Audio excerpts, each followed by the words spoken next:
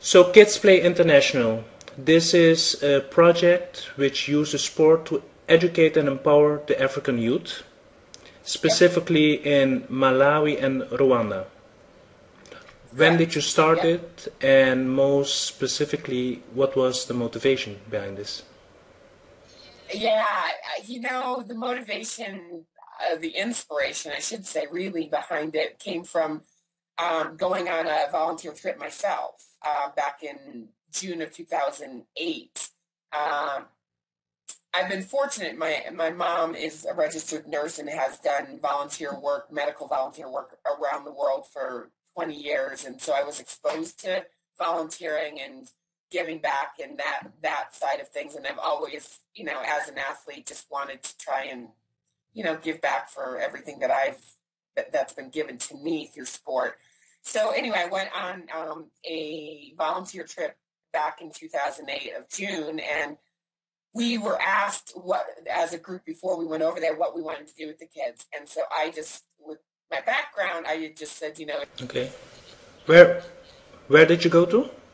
we went to Lilongwe, Malawi, and we were at the Tindiri orphanage over there, just outside of Lilongwe. And so anyway, it was just, the kids are just, they were just so excited, and they have nothing to do after school. Once it's, that is one of the problems and issues, is that the kids are in school till about noon, and then they're done. And after, like anywhere, if the kids don't have something to do, they're getting in trouble, unfortunately, in the afternoon. So, but the sports side of it, it was just so incredible to see just how little sponges and how excited they were to learn new sports. We brought over baseball, t-ball. They'd never picked up a bat. They had no idea what running bases were. And by the time we left, they were just like, oh my gosh, this is just so much fun. And track and field, which they just loved to run. Obviously, we did soccer. We set up a volleyball net. Um, and I guess it was just, it was just something that as I was flying home and thinking about it, I was like, wow, imagine if I actually, was able to organize this and do something where that you're teaching life skill lessons through sports, because they've sat in class all day. So I want to keep it, again, fun, interactive, but also something whereby they're learning. And you can learn so much from sports. You don't have to be a great athlete at all. Just, you can go out and play and still learn how to get along with one another, still know how to respect yourself and others, and sportsmanship and leadership and working together, all those things, and gender equality, which is such a big issue over there. So I just, anyway, I came back and I talked to my dad a little bit about putting this program. I came with Kids Play International, and thought that, this would be a great program to add. And by the following June, I put together 11 volunteers, and we headed back to Malawi under Kids Play International, and set up. We brought over sports equipment, donated sports equipment. We set up a sports room where we left all the equipment there for the kids, and really, worked on the life skill lessons and incorporating that, and the importance of the biggest thing with Kids Play that I'm trying to instill when we're over there is that, yes, it's important just to go play, but like anything else, you don't become a teacher, you don't become an attorney, you don't, you know, you have to. There's a process you go through. And the same with sports, is that you, first thing you do is you stretch your muscles out so you don't get injured. And then you work on drills to become better at the sport that you're doing. So we run through drills, and then you play the actual game. And then at the end, you always, shake hands and show good sportsmanship at the end of the day, so it's kind of that three-step. It's not, they're not used to having any kind of structure at all. And it's just not trying to be rigid about it, but just showing them that there is a process, just like anything else that you do in life to become really good. You have to be able to practice and become better. Um, So, Okay, so if I understand you correctly, it has developed to a program now, which you have twice a year in June and July, a volunteer trip to Malawi and to Rwanda. Is that um, correct? partially what we're doing is yes, we went to Rwanda. There are two trips a year. We're going to Rwanda in June and Malawi in October, actually.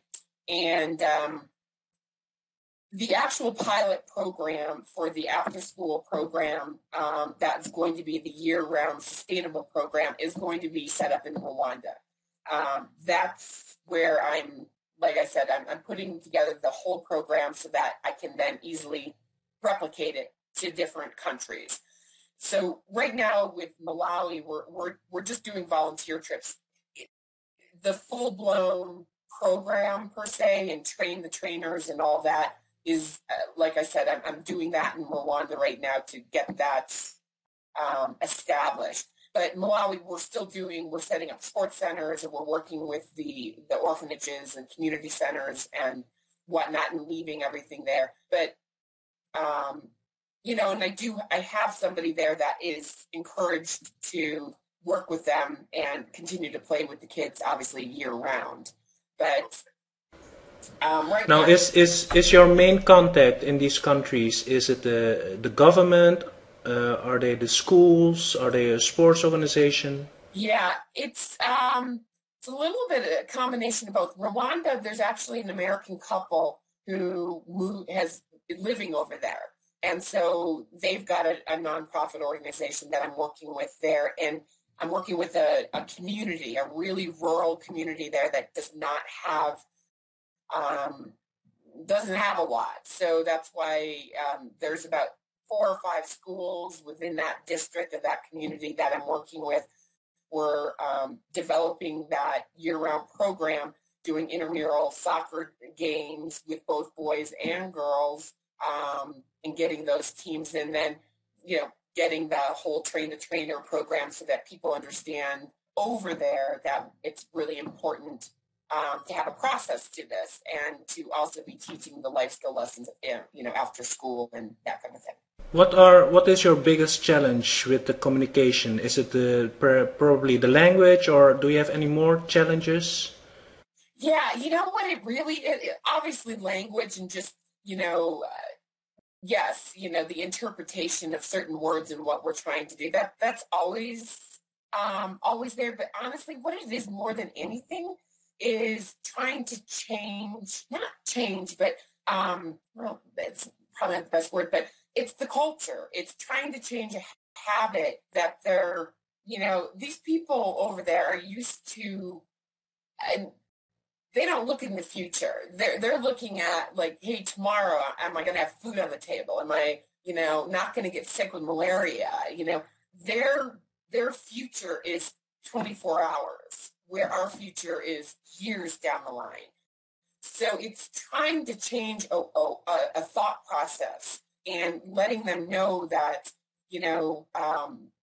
there's such a dynamic of competition over there, and like that's all they know is if they don't compete for food, or if they don't compete for this, they're not going to have it. And so it's really kind of trying to introduce a little bit of that cultural mindset of investing in your education and knowing that you can trust other people and working with other people instead of it just being about yourself. And it's easier said than done, obviously, but it's just trying to change a cultural thought process. I saw your website, which has quite some information, and I will put a link under this video to your website. If there are people from around the world looking at this interview and they say, "Hey, I would like to be part of the volunteer trip," Oh, would that yeah. be possible? And what, how, what do they need to take into account? They need to pay for the trip, and what else? Well, yeah, the trip and their airfare. That's the cost of the trip and the airfare. Everything else is, the payment for the trip includes all the accommodations, 95% of the food. the transportation, transfers, the excursions that we do as well. And the reason we do the excursion side of it is that tourism is very, very important in these countries as well. And that also just helps to prop up their economy. So, and it's great for us to be able to, see other, the other parts of the country and experience it as well. So, but yeah, that's, the cost of the trip also includes, a donation to our volunteer sites. It covers the trip leader's cost. So, but everything's pretty all-inclusive. Okay, Tracy, before we round this up, I would like to just mention also the special way you broke down the letters in the word sports, which you use for this project. The S is from setting goals, the P physical fitness, the O from opportunity, both for boys and girls, the R from respecting yourself, the T from teamwork, and the S for stressing the importance of healthy living. I want to congratulate you with not only this project but also combining these three projects in your life as an Olympian athlete. Is there anything you would like to add before we end this interview? No, I other than thank you for reaching out to me, and I so appreciate that, and it's just all about trying to get, the word out more on Kids Play and what we're trying to do and incorporate more people to come support. And, I think one of the best things with the volunteer trip side is that a lot of people don't know how to give back, and this really gives a really fun way to go over and interact with the kids. Like I said, no one needs to be an athlete. We've had a wide variety of volunteers come on our trip. So I would just encourage anyone, however they want to do it, is that everyone has something to give back, always. You can go over and throw a ball with a child, and they are so appreciative. So, right. Yeah. Okay. But once more, thank you very much for this interview.